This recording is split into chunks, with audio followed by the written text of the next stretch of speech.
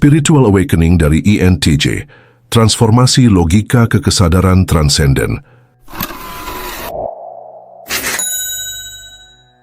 Bagi seorang ENTJ, Spiritual Awakening bukan sekadar pengalaman emosional atau mistis yang tiba-tiba terjadi.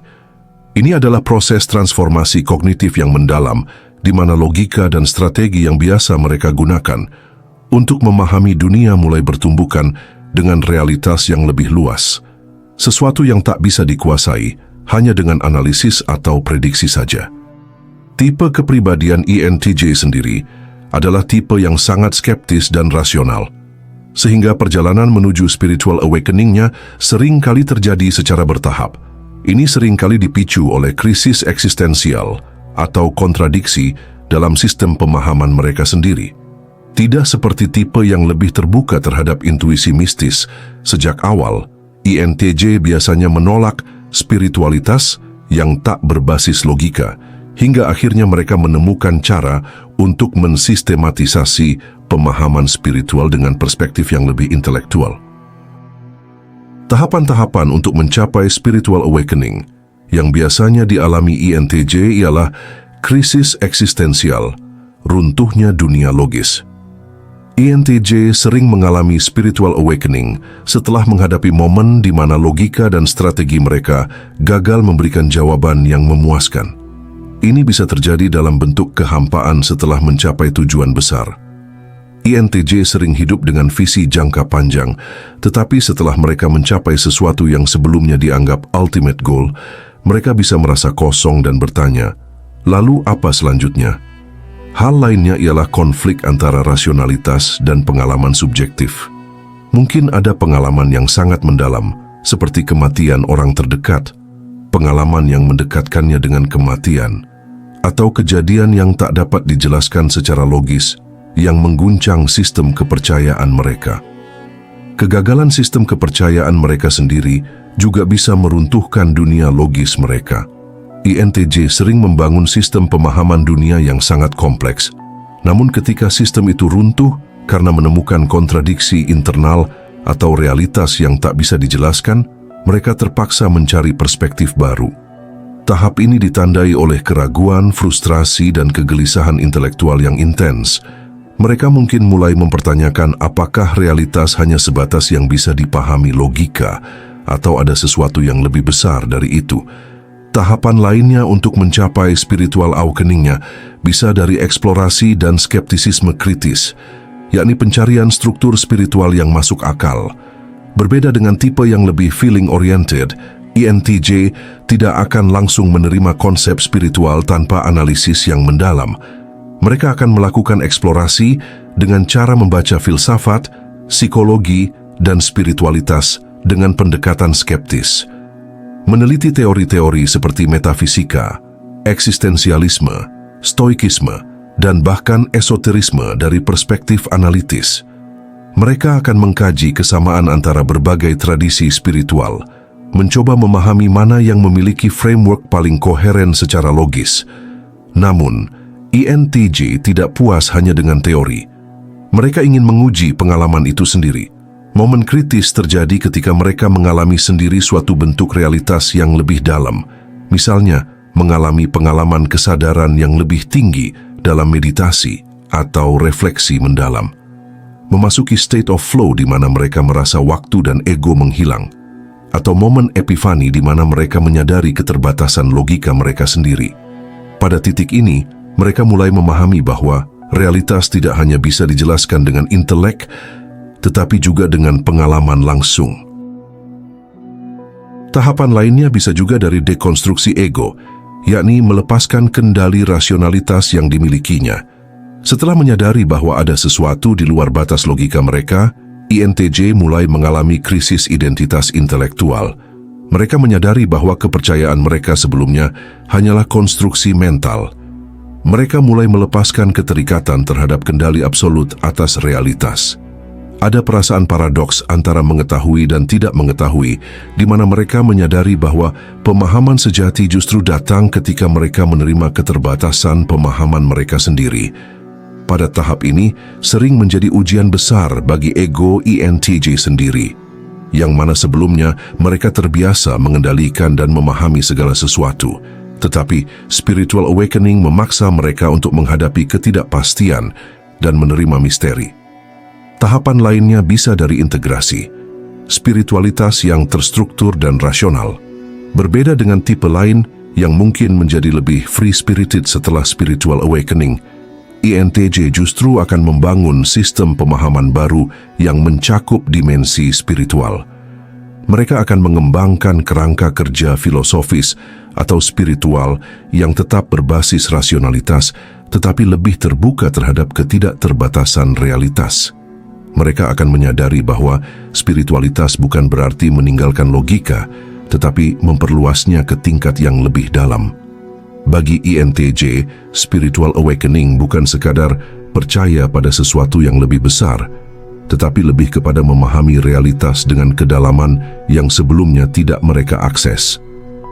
Ini sering mengarah pada pendekatan seperti filsafat stoikisme, menyadari keterbatasan kendali dan fokus ada pada esensi dari keberadaan, atau konsep non-dualisme, memahami bahwa segala sesuatu tidak selalu hitam putih, tetapi merupakan bagian dari satu kesatuan realitas yang lebih besar, atau juga integrasi antara rasionalitas dan intuisi, yakni memahami bahwa intuisi yang kuat bukanlah sesuatu yang anti logika, tetapi justru bentuk kecerdasan yang lebih tinggi. Ciri-ciri dari INTJ yang sudah mengalami spiritual awakening ialah lebih menerima ketidakpastian. Mereka tidak lagi terobsesi untuk memahami segalanya secara mutlak, tetapi lebih fokus pada esensi. Mereka akan menggunakan logikanya untuk memahami spiritualitas. Mereka tidak menjadi dogmatis, tetapi tetap analitis dalam eksplorasi spiritual. Individu ini akan memiliki perspektif meta. Mereka bisa melihat hidup dengan lebih luas, tidak hanya dari sudut pandang intelektual, tetapi juga eksistensial. Mereka juga akan kurang defensif terhadap hal-hal yang tidak bisa dijelaskan secara logis. Mereka bisa berdiskusi tentang spiritualitas tanpa perlu mendominasi argumen, dan lalu menggunakan wawasan spiritualnya untuk memperdalam strategi hidup, di mana mereka tidak meninggalkan rasionalitas, tetapi menggunakannya dalam cara yang lebih bijaksana. Bukankah INTJ itu logis? Mengapa mereka bisa mengalami spiritual awakening? Justru karena mereka logis, mereka mengalami spiritual awakening dengan cara yang berbeda. INTJ tidak serta-merta percaya begitu saja, tapi mereka mencari bukti, keterkaitan, dan sistem pemahaman yang masuk akal. Awakening mereka lebih seperti upgrade software otak, di mana mereka menemukan bahwa logika saja tidak cukup untuk memahami realitas yang lebih besar. Apakah spiritual awakening-nya ini akan membuat INTJ jadi lebih emosional atau mistis?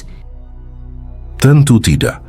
INTJ tetap rasional, tetapi mereka mulai memahami bahwa tidak semua hal bisa dijelaskan secara logis.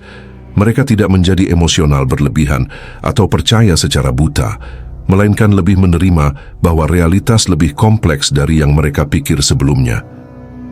Kalau spiritual awakening INTJ lebih logis, apakah itu berarti mereka tidak percaya pada agama atau konsep Tuhan? Untuk konteks ini, tergantung individunya. Ada INTJ yang menemukan makna spiritual dalam agama, ada juga yang lebih tertarik pada filsafat eksistensialisme, stoikisme, atau bahkan non-dualisme. Yang pasti, mereka tidak akan menerima konsep spiritual tanpa analisis mendalam. Mereka akan mencari struktur dan pola yang masuk akal dalam sistem kepercayaan yang mereka pilih. Apa pemicu utama INTJ mengalami spiritual awakening? Biasanya INTJ mengalami spiritual awakening setelah mengalami runtuhnya sistem pemahaman mereka sendiri. Ini bisa terjadi karena mereka mencapai tujuan besar, tapi malah merasa kosong. Bisa juga karena mereka mengalami pengalaman mendalam yang tak bisa dijelaskan secara logis. Atau juga karena mereka menemukan kontradiksi besar dalam cara mereka memahami dunia, sehingga memaksa mereka mencari perspektif baru. Apa yang membedakan spiritual awakening INTJ dengan tipe lain? Kau lebih cerewet dari yang kubayangkan ya. INTJ menganalisis dulu sebelum percaya. Mereka tidak akan tiba-tiba menerima konsep spiritual tanpa mengevaluasinya dengan kritis. Mereka membutuhkan sistem yang masuk akal. Jika mereka menemukan konsep spiritual yang ambigu atau tidak konsisten, mereka akan langsung membuangnya. Awakening mereka lebih seperti integrasi logika dan intuisi, bukan sekadar pengalaman emosional atau mistis belaka. Apakah semua INTJ pasti mengalami spiritual awakening? Tidak semuanya. INTJ yang terlalu kaku dalam rasionalitas mungkin tidak akan pernah mengalami ini. Mereka yang mengalami hal ini biasanya adalah INTJ yang sudah mencapai titik krisis eksistensial, di mana mereka menyadari bahwa logika saja tidak cukup untuk memahami realitas yang lebih dalam. Setelah mengalami spiritual awakening, apakah INTJ jadi berubah? Kau yang harusnya berubah. Benar, INTJ jadi berubah, tetapi tidak dalam cara yang dramatis. INTJ yang sudah mengalami spiritual awakening biasanya akan jadi lebih fleksibel dalam berpikir dan tidak terlalu kaku dalam melihat dunia. Mereka akan tidak terlalu terobsesi dengan mengontrol segala sesuatu karena mereka lebih memahami keterbatasan manusia. Mereka juga akan menggunakan intuisinya dengan lebih percaya diri, bukan hanya mengandalkan logika murni. Individu ini akan jadi lebih fokus pada makna hidup dibanding sekadar pencapaian material. Kesimpulannya ialah, bagi INTJ, spiritualitas sebagai evolusi kognitif. Spiritual awakening bukan tentang percaya secara buta, melainkan tentang memperluas pemahaman mereka terhadap realitas. Ini adalah evolusi kognitif dari sistem pemahaman yang kaku dan berbasis logika menuju kesadaran yang lebih fleksibel dan mendalam. Pada akhirnya, INTJ yang telah mengalami spiritual awakening akan menjadi lebih bijaksana, strategis, dan selaras dengan realitas. Tidak hanya sebagai sesuatu yang dapat dikendalikan, tetapi juga sebagai sesuatu yang dialami secara mendalam. Mereka tidak akan menjadi spiritual dalam arti mistis, tetapi dalam arti memahami bahwa kebenaran sejati tidak selalu bisa dijelaskan dengan kata-kata, melainkan bisa dialami secara langsung dalam kesadaran yang lebih luas. Baiklah, kalau begitu seperti biasa, terima kasih sudah menyimak sampai sini. Jangan lupa subscribe Jeda Sibuk.